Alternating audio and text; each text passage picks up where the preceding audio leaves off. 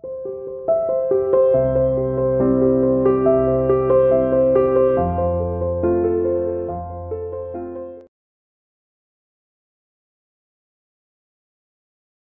Students, welcome to CR international school online classes. देखिए बेटा, आज से हम फिर से अपना रूटीन का काम शुरू कर रहे हैं। जैसे आपके पहले पीडीएफ वीडियोस आती थी वैसे ही, तो आज हम अपना शुरू कर रहे हैं अपना पार्ट 6 हिंदी वसंत भाग 3 जो है उसका पार्ट 6 है। वो एक कविता है, उस कविता का नाम है भगवान के डाकिये। डाकिये पता है बेटा क्या होते हैं? जो चिट्ठियां लाते थे डाकिये, पहले लाते थे, अब तो बहुत कम हो गए हैं। तो भगवान के डाकिये इस कविता का नाम है। और इस कविता के कवि जो है वो कौन है? रामधारी सिंह दिनकर। ठीक है। और जो ये रामधारी सिंह दिनकर थे, इनकी जन्म तिथि क्या थी? 23 सितंबर 1908। और इनका जन्म स्थान क्या था? बिहार के सिमरिया नामक जगह पर इनका जन्म हुआ था।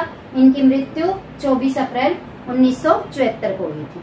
ठीक है बेटा, इनके द्वारा रचित एक कविता हमारे सामने है, भगवान के डाकिये। उसकी मैं आपको व्याख्या उसकी बताती हूँ। देखिए, पक्षी और बादल ये भगवान के डाकिये हैं। पक्षी और बादल, इस कविता में रामधारी सिंह दिनकर जी ने पक्षी और बादल दोनों को जो है भगवान के डाकिये बताया। भगवान के डाकिये का मतलब क्या होता है? कि वो भगवान के द्वारा भेजे गए संदेश मनुष्यों तक पहुँचाते हैं, जो एक महादेश से दूसरे महादेश को जाते हैं। कि ये जो पक्षी और बादल है, ये बिना किसी भेदभाव के एक देश से दूसरे देश में आते जाते रहते हैं। एक देश की खुशबू दूसरी देश तक, एक देश के संदेश दूसरे संदेश तक, इस तरह से लाते और ले जाते रहते हैं।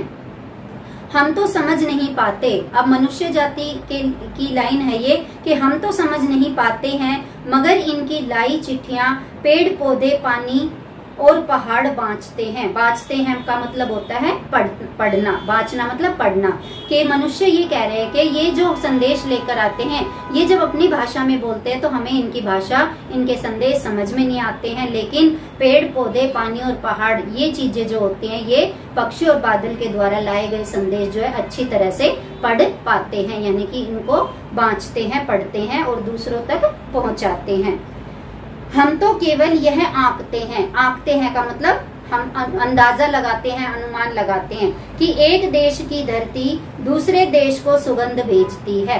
अब वो मनुष्य ये कह रहा है कि हम तो सिर्फ यही अनुमान लगाते हैं कि एक देश की धरती दूसरे को सुगंध भेजती है। कैसे भेजती है? कि एक देश में एक पक्षी है और वो एक देश में रह रहा है, भारत में रह रहा है, तो भारत में जो खुशबू है, कोई भी खुशबू है, जो वो पक्षी हमारे देश से दूसरे देश में जाएगा तो उसके पंखों पर बैठकर हमारे देश की खुशबू जो है दूसरे देशों तक पहुंच जाएगी।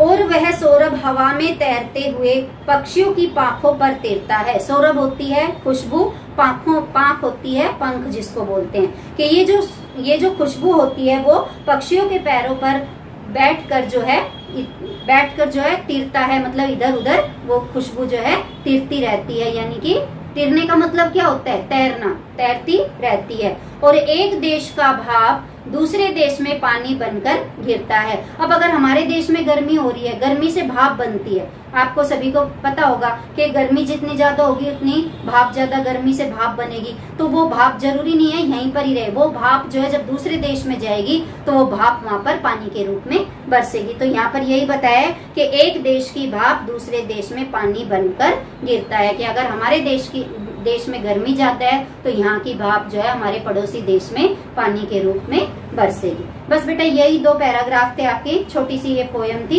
ये मैंने आपको इसकी व्याख्या करवा दी है और देखते इसके हम कल वर्ड मीनिंग और जो है व्याख्या इसकी करते हैं हम अगली क्लास में। तब तक के लिए bye, have a nice day.